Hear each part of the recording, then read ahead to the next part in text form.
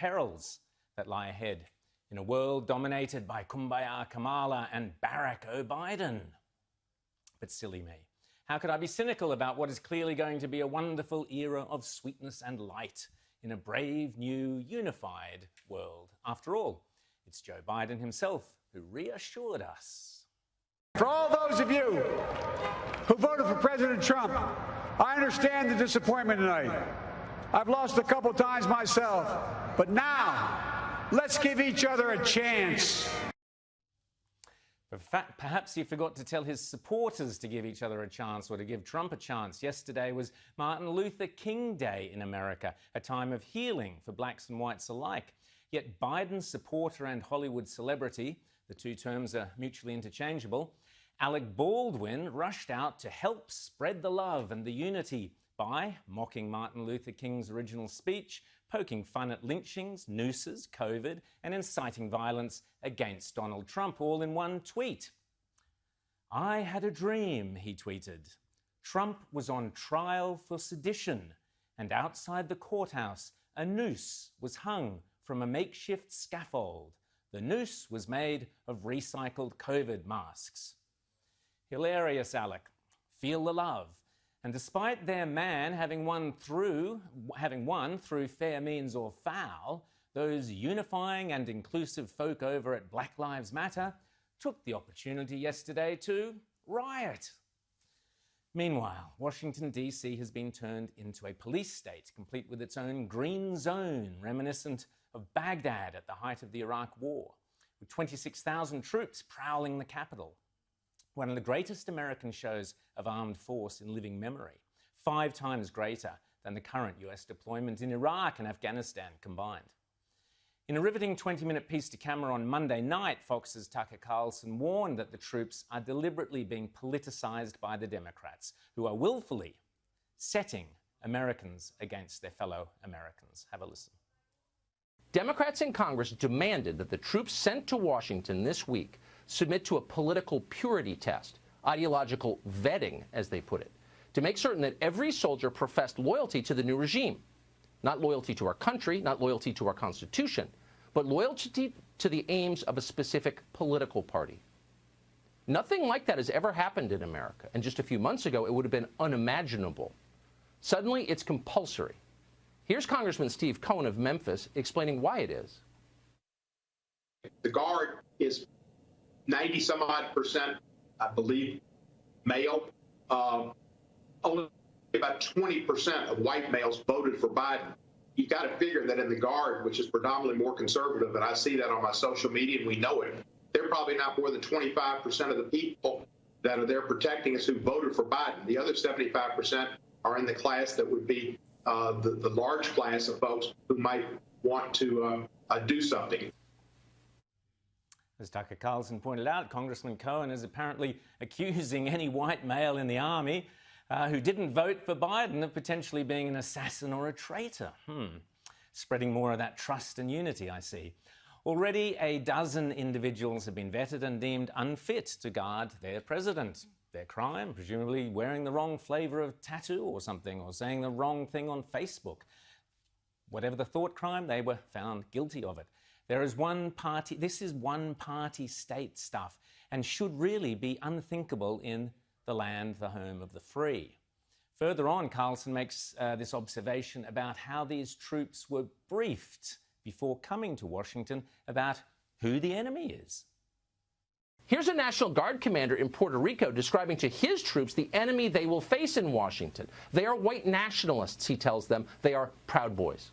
Nacionalista y un grupo cuyos colores típicamente se visten en amarillo y negro. Ese grupo se conoce como los Proud Boys. Chillingly, this tactic of flying troops in from far-flung provinces is one that's normally popular or associated with totalitarian regimes like the Chinese and the Soviet regimes. And as for the unsavoury mob known as Proud Boys, well, let's be honest, yeah, they're unsavoury, but they're not exactly Al-Qaeda or the Taliban or ISIS.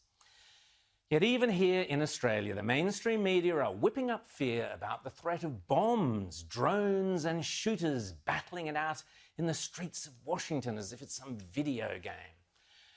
But what should trouble all of us is that the justification for the heavy-handed authoritarian approach is this vague and unsubstantiated claim of incitement. The idea that's been relentlessly pushed since Jan 6 that Trump and his tweets incite insurrection, somehow aimed at the overthrow of democracy, a claim that's as absurd as it is demonstrably false.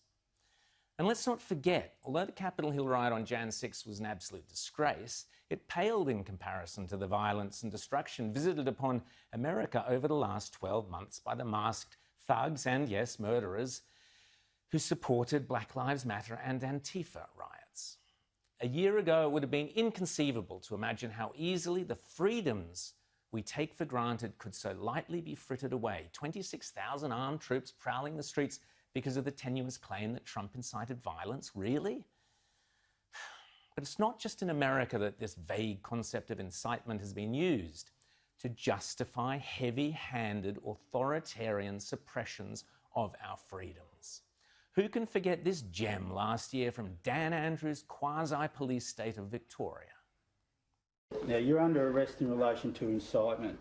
Incitement? Yeah. Now, you're not obliged to say or do anything, but anything you say or do may be given evidence. Excuse me, incitement for what? What on earth?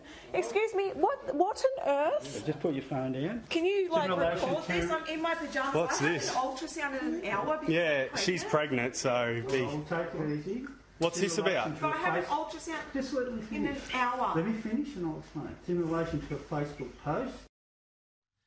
What power do ordinary citizens, pregnant mums, dads, everyday folk, lovers of freedom and democracy have if our politicians won't stand up and speak up against this stuff, if our politicians don't fight to preserve rather than threaten our time-honoured freedoms? It seems whichever way we turn these days, some tyrannical outfit or another is telling us what we can and cannot say, what we can and cannot think, what we are permitted to tweet or say on Facebook, and even what politics we are entitled to espouse, endlessly trying to impose authoritarian rule upon us. I've often spoken out against the globalist bodies, such as the United Nations and the World Economic Forum, with their quasi-fascistic plans for a great reset of all our economies, our laws, our politics, and our ways of life. I pointed out that the climate change scare and the Paris Agreement, which we are signed up to, are clearly stalking horses for the global authoritarian push to steal our individual freedoms. For that, I get accused of being a right-wing conspiracy theorist, etc., etc. But am I? Today, we learnt in an excellent article by Graham Lloyd in The Australian. Graham is an extremely apolitical journalist and certainly not a conservative, that at this year's forthcoming United Nations Climate Summit in Glasgow, hosted by Boris Johnson, participating countries will be urged to make lessons in climate change, the environment, and how to protest on environmental issues compulsory subjects for all schools worldwide as part of the Paris Agreement. This is unbelievable.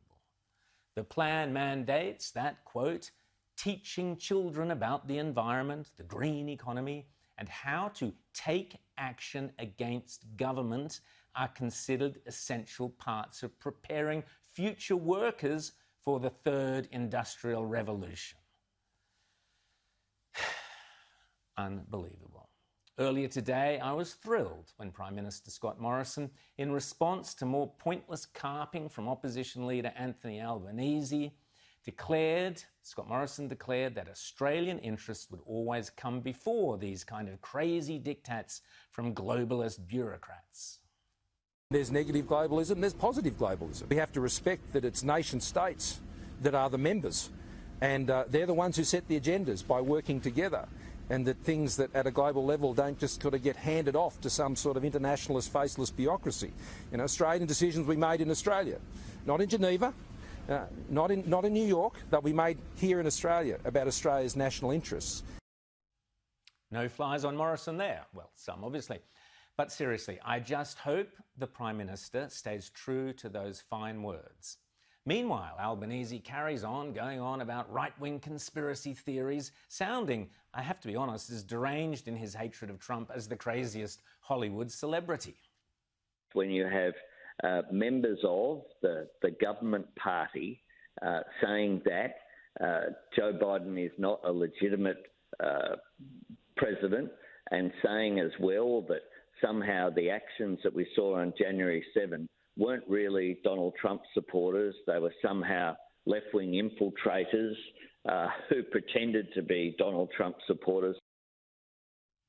Albanese is clearly disinterested in getting to the truth of what did or didn't happen in the American election. Albanese is also clearly ill-informed or simply blinded by his Trump derangement syndrome. John Earl Sullivan, an activist who previously supported Black Lives Matter and who runs an outfit called Insurgents USA, was one of those arrested and charged for his prominent role in those Capitol riots. As has long been recognised, the price of our liberty is eternal vigilance, and acknowledging the truth, regardless of political prejudice, is a critical part of that. Callous disinterest of fundamental freedoms from our elected politicians is unacceptable. But from Biden's poisonous Democrats, from congressmen and celebrities alike, to Dan Andrews' goon squads in Victoria and the globalist fantasies of the Paris Agreement and climate change, the new ultra-authoritarian left seems quite happy to trample all over your and my most basic freedoms.